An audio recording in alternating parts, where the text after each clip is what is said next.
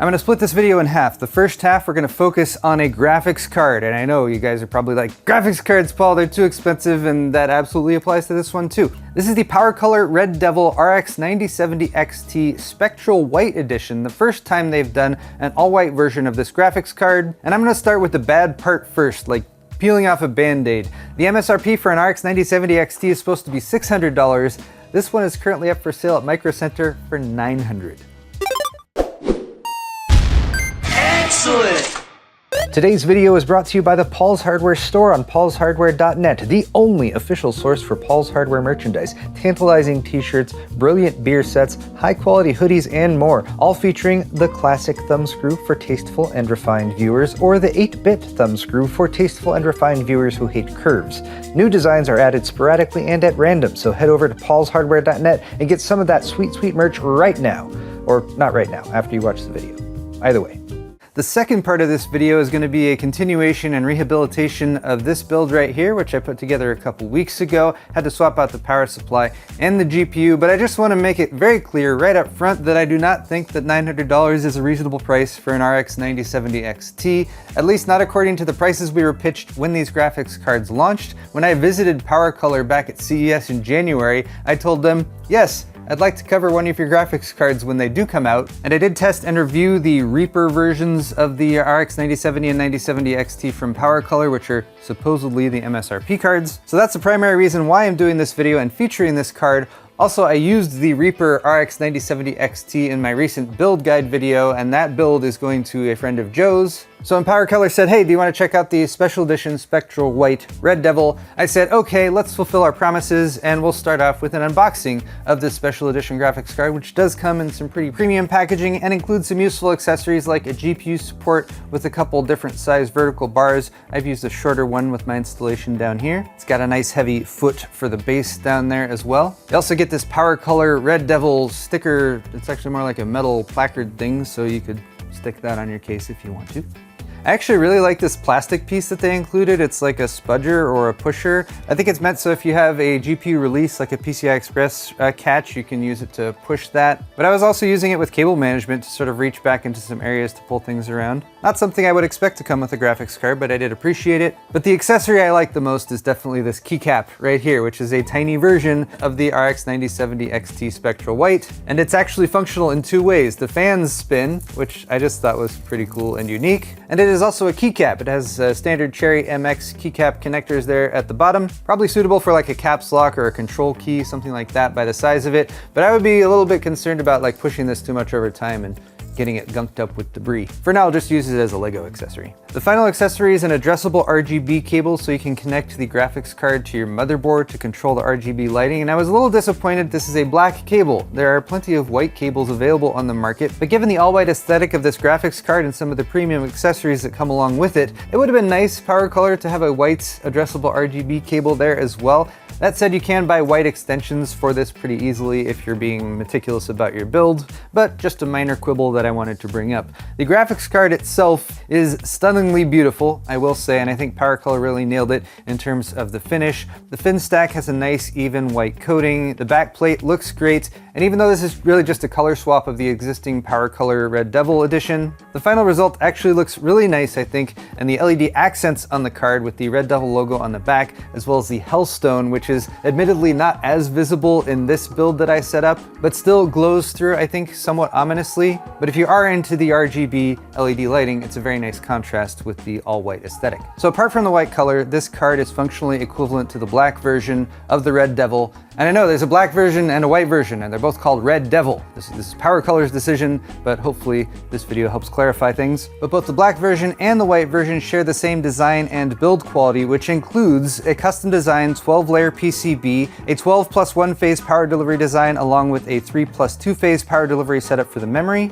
high quality conductive polymer capacitors, and a reinforced metal backplate. It is a 3-slot design, which might limit compatibility in some small form factor cases, but it also has 3 dual ball bearing ring blade fans, which is one of the things that the Red Devil has been highly praised for in initial reviews. While it is not necessarily the coolest running card compared to other premium options, in noise normalized testing, it is the best, if not one of the best, RX 9070 XTs on the market. The last two features to mention are the dual VBIOS switch, which I think is a must if you're paying extra for an aftermarket over-designed card, especially if there's a $300 premium. You should at least get two VBIOSes. And this card has an OC and a silent mode by default. And then it also has a 3-pin addressable RGB connector, which you can use to sync with your motherboard's RGB lighting if your motherboard has a 3-pin addressable RGB header, which most do. And it totally works, but again, we have to have that black cable sticking out here at the front, which, if I was putting a clear side panel in this case, I would totally be swapping for a white cable.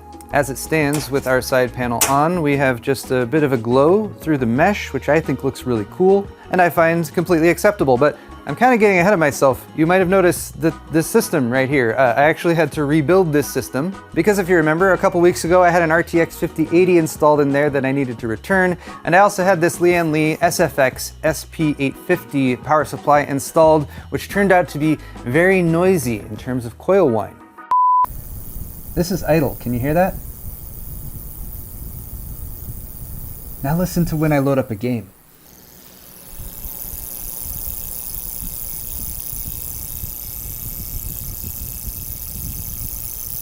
And in fact, reviews for this power supply have not been the greatest, so I've added a note to the previous videos to warn people of that. And I've switched to yet another Lian Li power supply.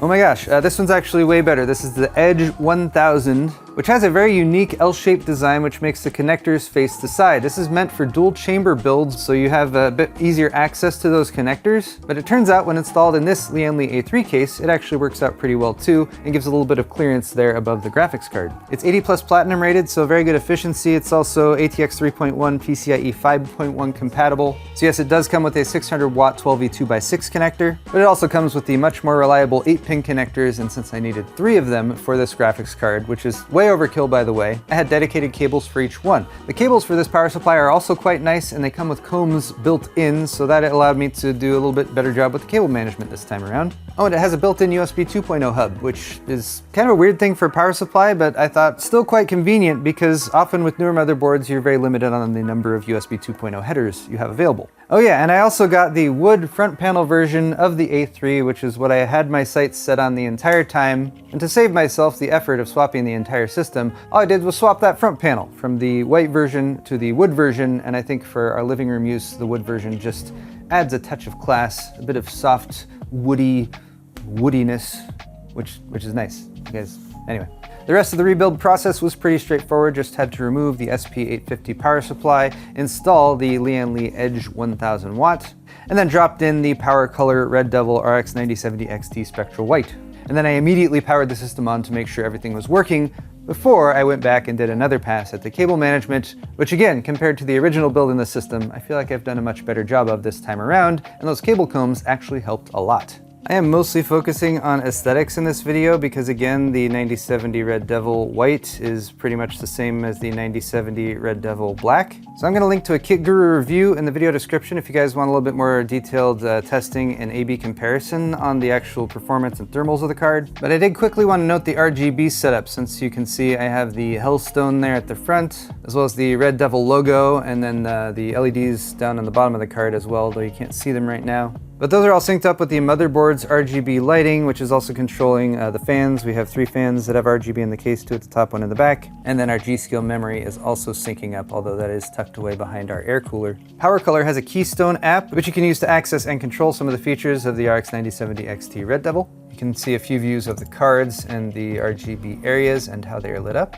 And then other than the RGB tools, you also have a hardware monitor here where you can see GPU usage, temperature, and clock speeds. Speaking of clock speeds, the Red Devil Spectral White and the Black version have a manufacturer overclock that puts the boost up to 3060 megahertz. That's about a 90 megahertz overclock over the reference design, which is at 2970. But of course, you could overclock that further if you so desired. With that addressable header plugged in, it will sync with the motherboard's RGB lighting, but you can also manually control that with this button.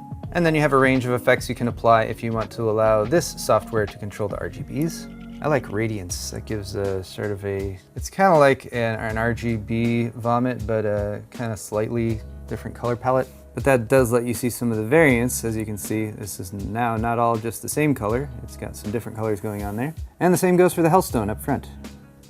Although I guess some of those transitions are a little abrupt. And here's a look at the color shift option.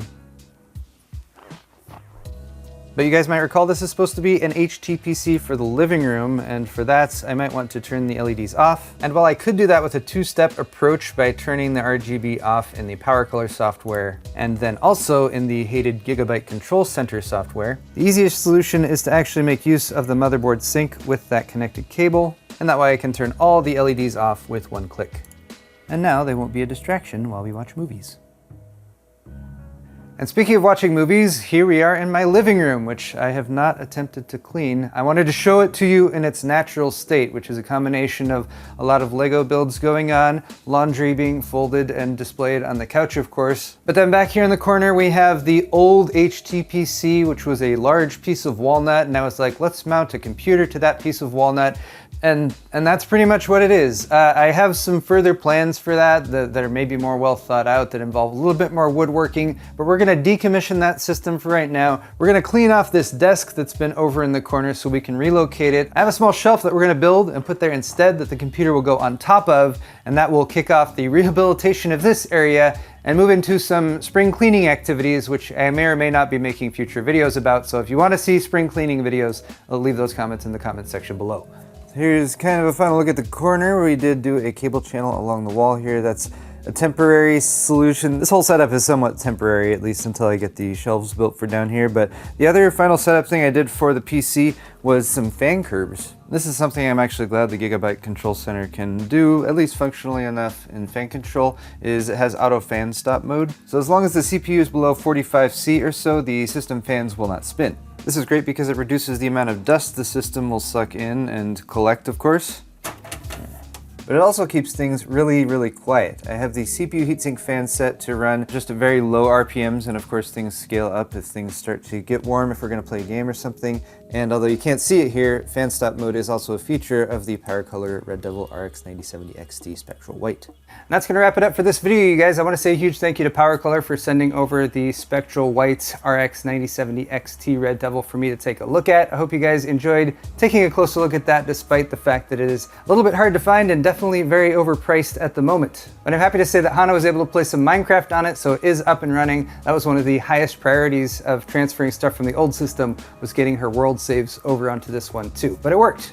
If you guys are at all interested in the parts I use for this build, that's all linked in the video description below, as well as a link to my store at paulshardware.net, where you can help support my channel by getting yourself some high quality merchandise, shirts, mugs, pint glasses, and more. Thank you guys once again for watching this video. Hit the thumbs up button, leave me feedback if you have any in the comments section below, and we'll see you all in the next one.